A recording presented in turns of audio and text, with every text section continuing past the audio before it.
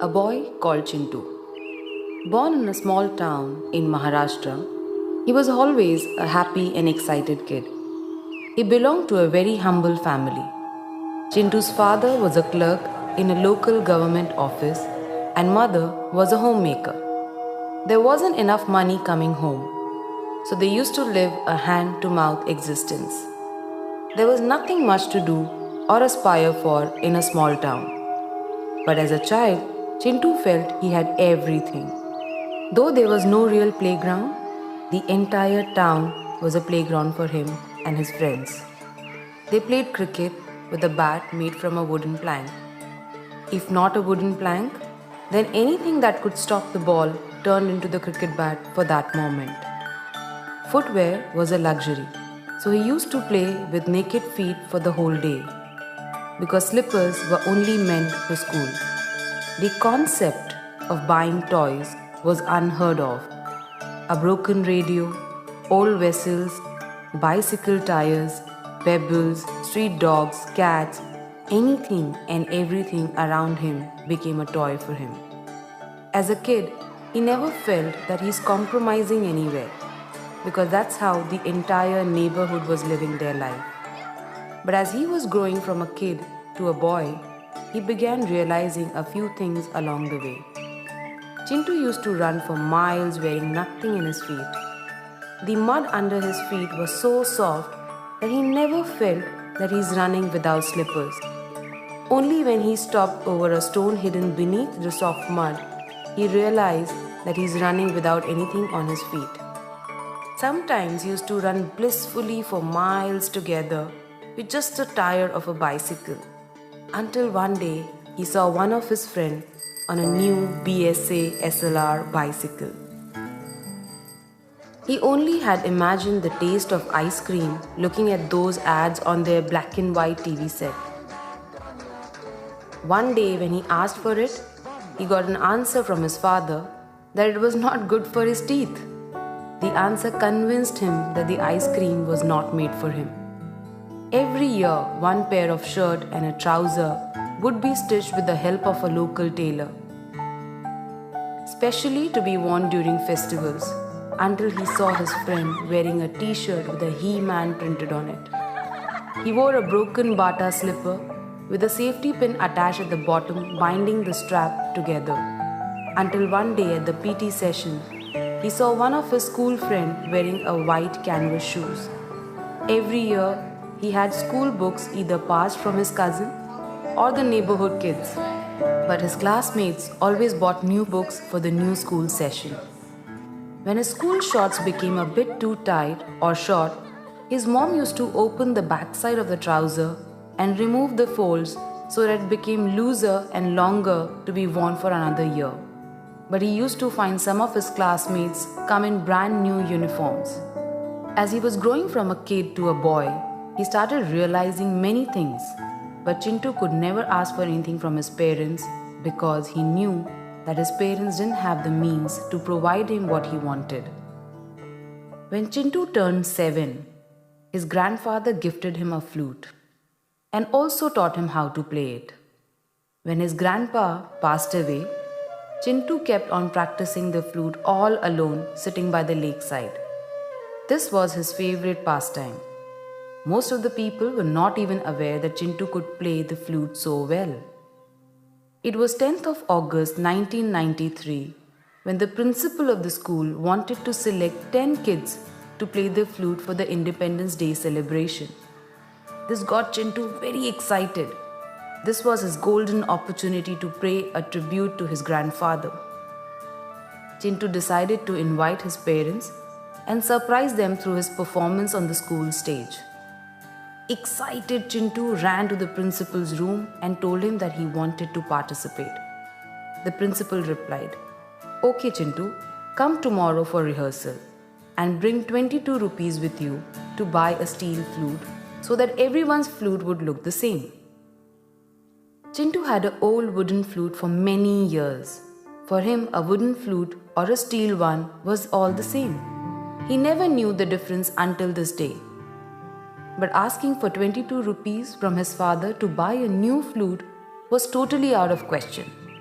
And at that very moment, Chintu knew that he cannot participate for the 15th August celebration. Chintu never bothered to even ask for 22 rupees from his father because he knew that spending 22 rupees on a flute was a luxury that wasn't made for him. He realized that he needed to be realistic always and stay within his limits. He could enjoy life to fullest while staying within his limits. That's all he knew. But that day something special happened and a dream was born. A dream to live a better life. A dream that Chintu wasn't really even aware of until now. But Chintu realized that if 22 rupees can kill his dream, then the same 22 rupees could also help him achieve it. That steel flute made him think over and over again. He ran to his father, hugged him and told him, "Papa, मुझे life में बड़ा बनना है." His father replied, "बेटा, मुझे वो दिन देखना है." From that day, Chintu was not the same Chintu anymore. He started observing more whenever he went around his town. While walking, he used to observe the slippers he was wearing and what the other kids were wearing. He used to observe the bat that he was playing with and the rest of the kids were playing with, a shirt he was wearing and other kids were wearing. This is where he realized the difference between a wooden flute and a steel flute. As time passed, Chintu got a new hobby of collecting posters of sports bike and a sports car from old magazines and pasting them on his wall. One day, while flipping a magazine, Chintu also found images of a steel flute and he pasted that on his wall. While staring at those posters, he grew into an adult. Slowly, the posters started fading away. The colors became duller and the images started fading. As the years passed by, those posters got buried under the exam schedules, important notes, and catalogs of various MBA universities. The posters of a red Ferrari and a steel flute kept peeping between many catalogs that lay scattered.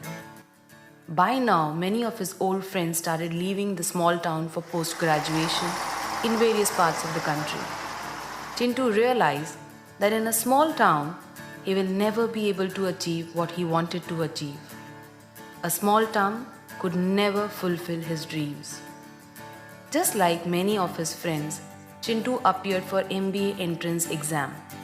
Finally, he got through, but he had no money to pay. So he got the first loan of his life, an education loan. Chintu left his small town to pursue an MBA. He saw a race to become successful and climb up the corporate ladder. All he heard was name of big MNCs and the flattering designations like CEO, CFO, VP, etc. This is where he learned that to build wealth, you need to build a career. And he started believing that a degree of MBA will change his life. Now time came for the campus placement, for his job interviews. He borrowed a jacket, shoes and a tie. When he wore those clothes for the first time in his life, he felt that his life is finally changing. That tie looked so good on him. He took picture and sent it to his parents. He believed that this tie had the power to change his life forever. Chintu got a job. He passed through the interview of a big MNC in Mumbai and was offered a salary of whopping 22,000 rupees. The first thing that Chintu did was to call up his parents. He told his father, "वो दिन अभी दूर नहीं है जिस दिन मैं बड़ा आदमी बनूंगा." All his relatives started calling him one by one to congratulate him. Chintu was on cloud 9. Life couldn't be better. Chintu remembered his childhood where he couldn't afford the steel flute. He thanked that day because it had pushed him to do something about his life. He remembered the posters of the sports car he used to stick on a wall of his room and the promise he made to his father. He truly felt that the degree of MBA will bring him all the happiness in the world. Finally, Chintu reached Mumbai. He came to this big city with big dreams. He saw people running and rushing everywhere. There was a queue for everything. His office was in Andheri, but his salary only allowed to rent a house in Mira Road, and that was a bit too far. He started traveling by the Mumbai local train. He realizes that it was not easy to manage life in Mumbai. The job started. After the first salary of 22,000 rupees, Chintu withdrew the full salary of 22,000 rupees just to hold and feel those notes. For the first time, he was holding such a big amount in his hand. He remembered the day he couldn't afford a flute of 22 rupees, and today he had 22,000 rupees in his hand. He felt that he had arrived in life. From this day onwards, he felt that he had made it. He had ticked his dream to become big in life, and he got into comfort zone. The poverty of aspiration is what keeps people poor. It was his first weekend in Mumbai after holding the salary in his hand. For the first time, he entered an AC restaurant and bought a grocery from a supermarket. Finally, Chintu stepped into the mall and saw few brand names which he had always heard from MBA friends. He picked up 2 new shirts, ties, and trousers. He bought himself new shoes. Now Chintu could afford an auto rickshaw to roam around the city and to go to the office. When he came back home after shopping, he sat down on the sofa and cried a lot. The leather shoes were much better than Bata slippers. Auto rickshaw was definitely better than a bicycle. Having a ceiling fan in the room was better than having no fan. Shopping with trolley in the supermarket was better than Lalaji ki dukaan. Chintu called his parents and told them, "Life is much better in Mumbai. Even atta is branded here. We don't have to go to Atta Chakki." A few years later, Chintu got married. Looking at Chintu getting more responsible, his parents got him married to a girl from their native place.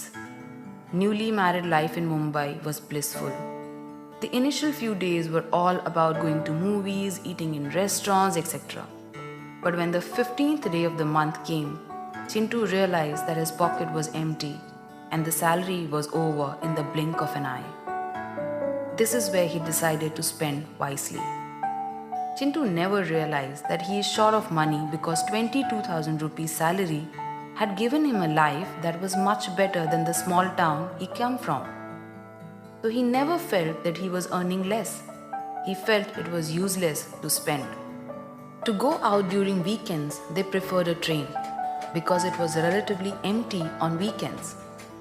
Instead of spending money on the auto rickshaw, eating peanuts and walking till the train station was considered fun. Getting down at Lower Parel, going to the biggest mall, only to take pictures next to the branded shops, then uploading them on FB, and getting maximum friends to like them was a different level of high. His friends used to comment, "Chintu, ab tu bada aadmi ho gaya yaar." And while reading those comments, Chintu felt he has finally reached where he wanted to in life. He used to wait for brands to go on sale. Then only he would enter inside the shop with his wife. He started making fun of those people who entered in the shop when there was no sale, making it look like a complete waste of money. Whenever his wife would show him a bike, he would say, "It's not safe to drive in Mumbai." When his wife would show him a car, he would say, "Why waste so much petrol? Only for 2 of us?" A different level of arrogance was slowly creeping within him. He called himself street smart than poor.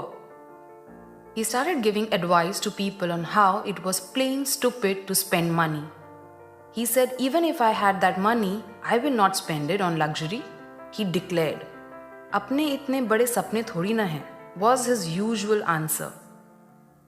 A different level of poverty was growing in his head, which he never realized. Instead of growing his income beyond 22,000 rupees, Chintu was more focused on how to save and where to cut corners.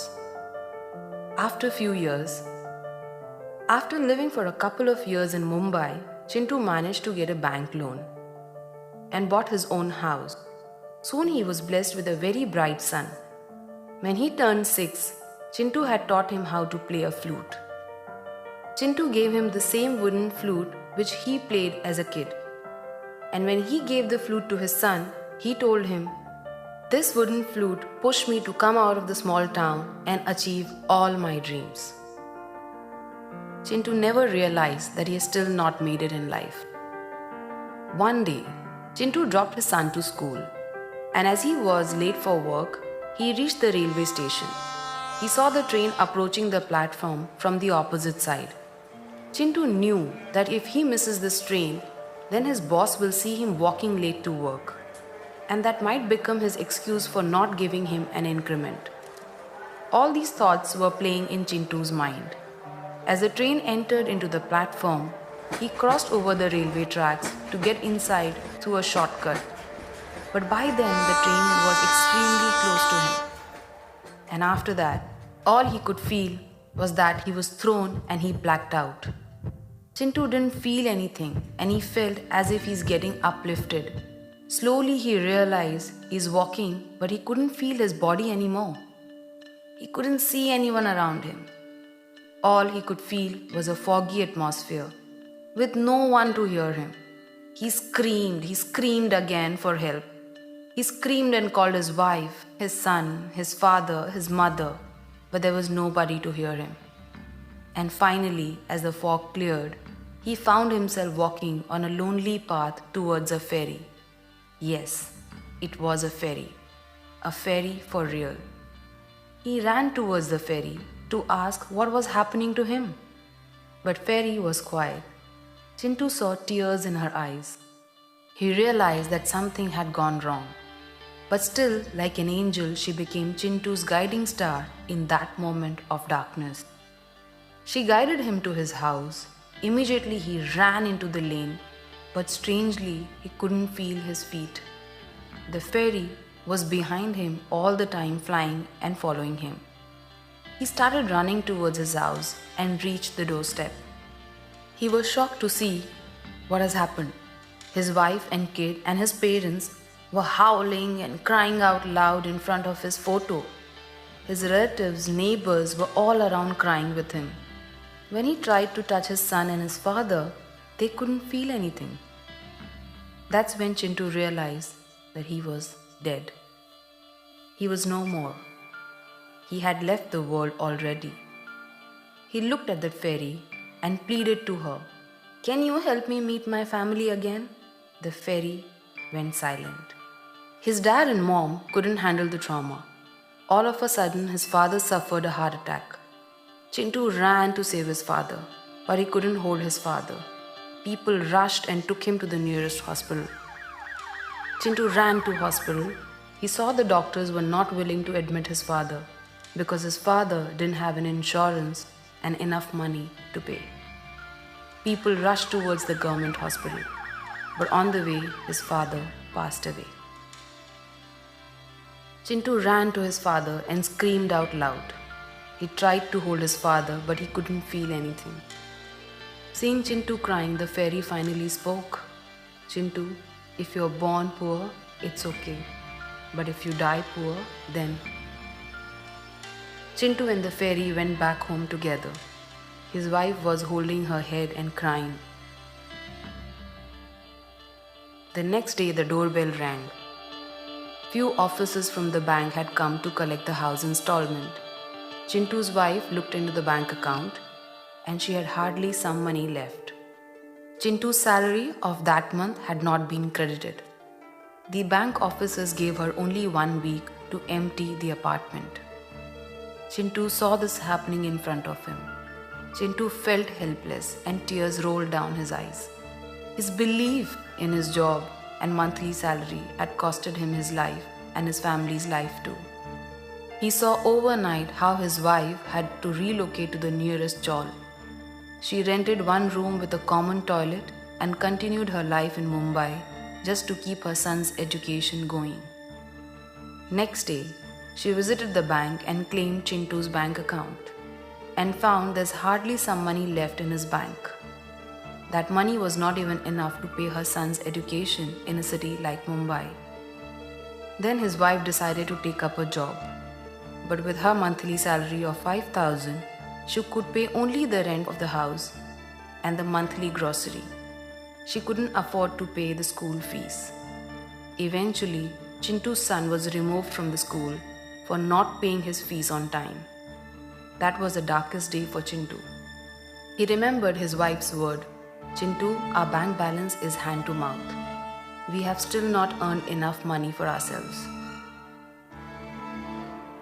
Chintu realized for the first time why earning money was so important, but it was too late. Chintu opened a wooden shelf in his house, touched the wooden flute, and told the fairy, "I wish I wouldn't have stopped dreaming." Now Chintu's wife and her son had to move back to the same house where Chintu was born and spend his entire childhood. His wife got her son admitted in the same school where Chintu had studied. Chintu saw his son going back to the same school and living the same life which he had lived years ago.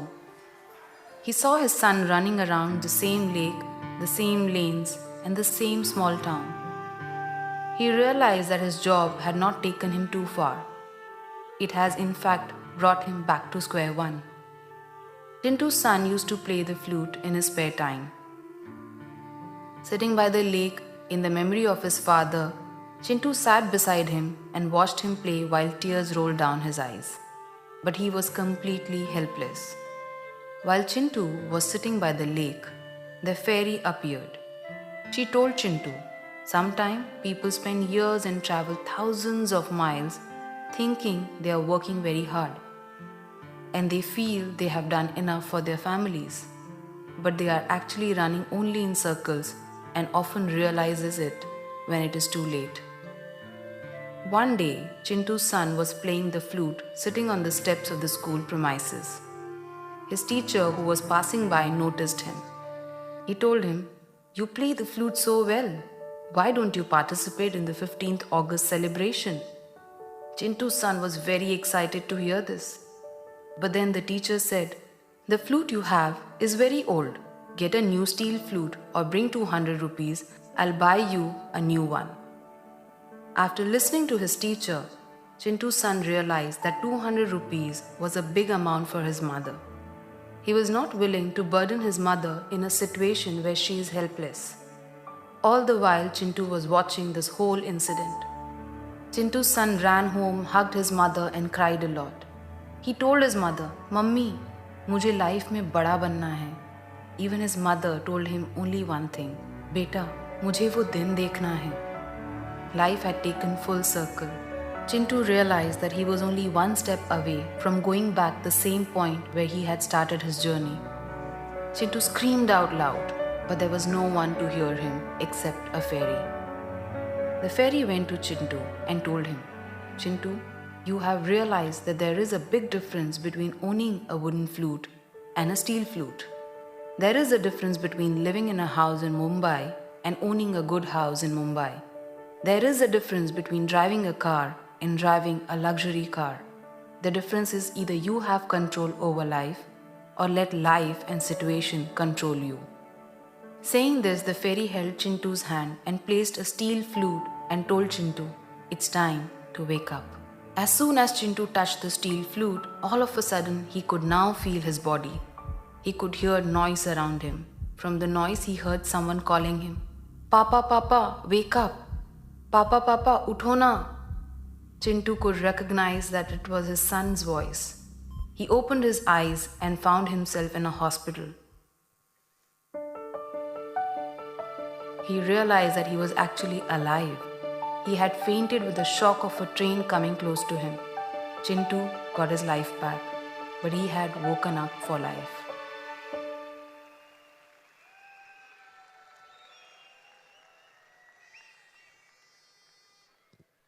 How many of us need this reality check? How many of us need a reality check? Or we are here to act before it's too late? We are here to act before it's too late.